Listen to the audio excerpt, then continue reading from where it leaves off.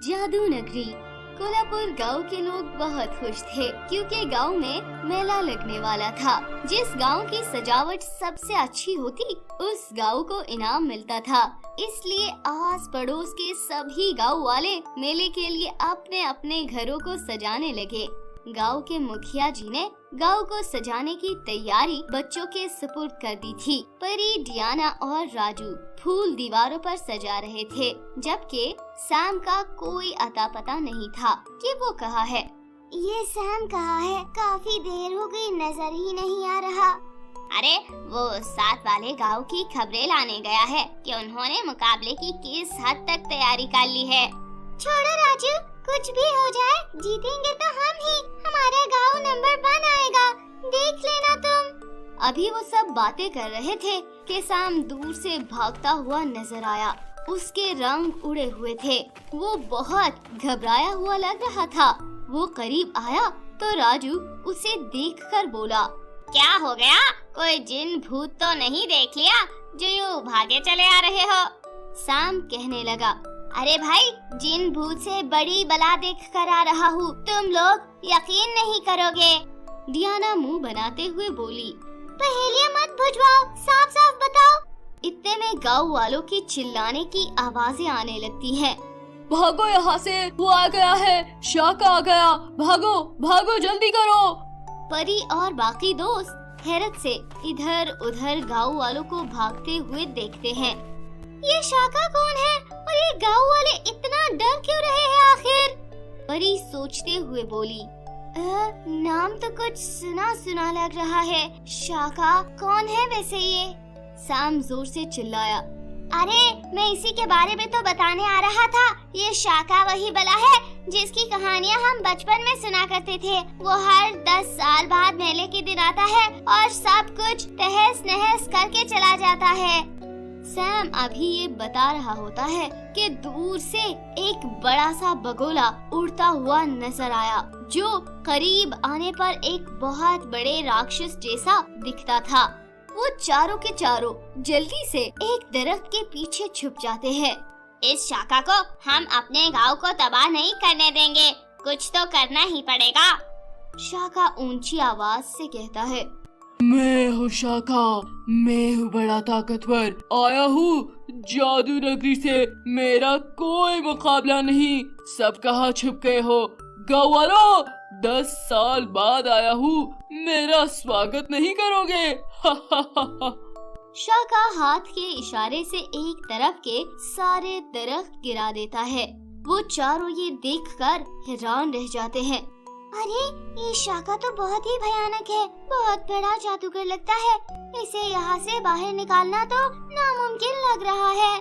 परी समझदारी से बोली, डियाना, नामुमकिन कुछ नहीं होता। हम चाहे तो शाका को यहाँ से मार भगा सकते हैं।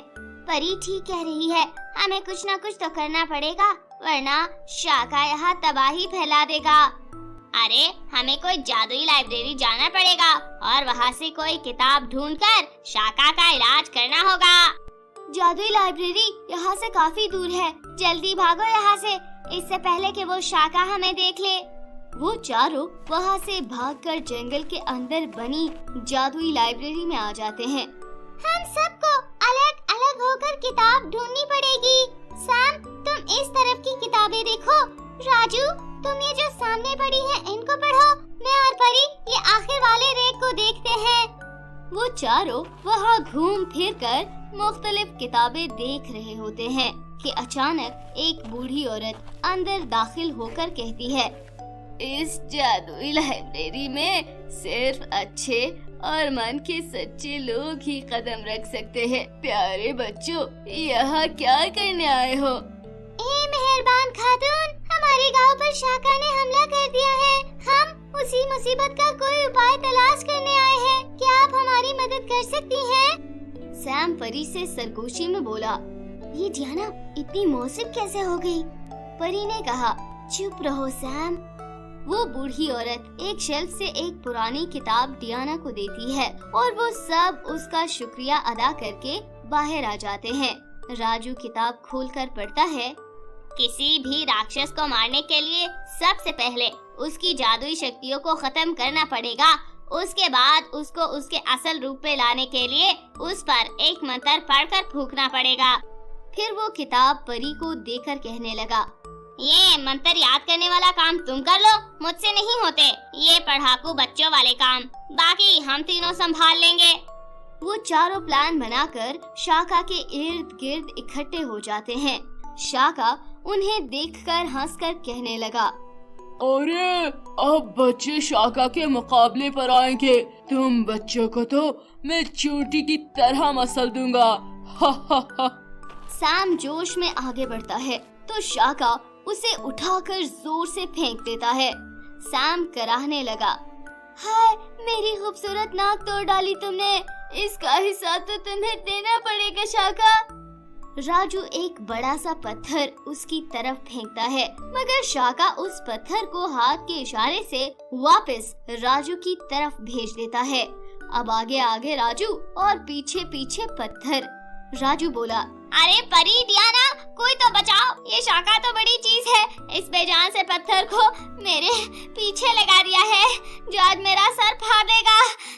सामने दीवार के पास जाते ही नीचे हो जाना। राजू ने ऐसा ही किया और पत्थर दीवार से टकराकर टुकड़े टुकड़े होकर गिर गया। सैम चीख कर बोला, अरे परी प्लीज मंत्र याद कर लो, ये शाका तो आउट ऑफ कंट्रोल होता जा रहा है। जब तक तुम्हें मंत्र याद होगा तब तक ये शाका हमारा कीमा बना देगा, कुछ करो प्लीज। परी जल्दी जल्दी मंत्र याद करके आंखें बंद करके एक तरफ फूंक मारती है तो राजू ऊपर हवा में उठ जाता है। अरे परी मुझ पर नहीं, इस राक्षस शाका पर फूंक मारो। शाका को ये देखकर बहुत गुस्सा आता है कि ये बच्चे उसका वक्त जाया कर रहे हैं। चिन्ने मुन्ने बच्चों, तुम लोगों को शाका के साथ मजाक करने की हिम्मत भी कैसे हुई? अब देखो मैं क्या करता हूँ। शाका राजू और सैम को गोल गोल घुमाने लगा। परी क्लास में तो बहुत जल्दी सबक याद कर लेती हो, अभी 5 लाइनों का मंत्र तुमसे याद नहीं हो पा रहा, प्लीज जल्दी करो। परी सर हिलाते हुए शाका की तरफ हाथ का इशारा करके फूंक मारती है तो उसके पाँव जमीन में धंस जाते हैं। डियाना रुहासी होकर बोली, परी इस पर तो आधा असर हुआ है। परी शर्मिंदा होते हुए बोली, मंत्र तो अभी आधा याद हुआ है, इससे आसान तो स्कूल वाला सबक होता है। कोई बात नहीं, जब तक शाका अपनी जगह से नहीं हिल पाता तब तक तुम आगे वाला आधा हिस्सा याद करो। सैम चलो, अब हमारे बदले का वक्त आ गया है। इसकी नाक भी मैं वैसे ही तोड़ूंगा, मगर राजू ये तो बहुत बड़ा है, इसकी नाक तक पहुंचने के लिए सीढ़ी लगानी पड़ेगी। सारा किस्सा इस परी का है, अब तक इसको मंत्र ही याद नहीं हुआ यार। डियाना गुस्से से बोली, इस वक्त भी तुम लोगों को सस्ती कॉमेडी सूझ रही है, प्लीज चुप रहो।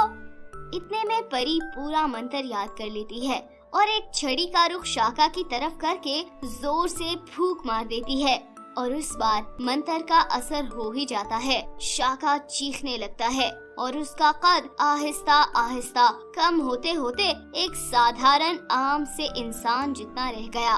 शाका चीखने लगा, लड़की ये कैसा मंत्र पढ़ा है तुमने? मेरी शक्तियाँ खत्म हो गई है, मैं आम इंसान बन गया हूँ, ये क्या किया? परी जोर से बोली, चुप करो नकली शाका, इतने छोटे से मंत्र से ही तुम भीगी बिल्ली बन गए। असली वाले शाका होते तो इतने जल्दी हमारे बस में ना आते। डियाना हैरान होकर बोली, क्या मतलब परी कि ये नकली शाका है? असली शाका तो 10 साल पहले ही मर चुका था। ये एक छोटा मोटा जादूगर है जो खुद को शाका कहलवा रहा है।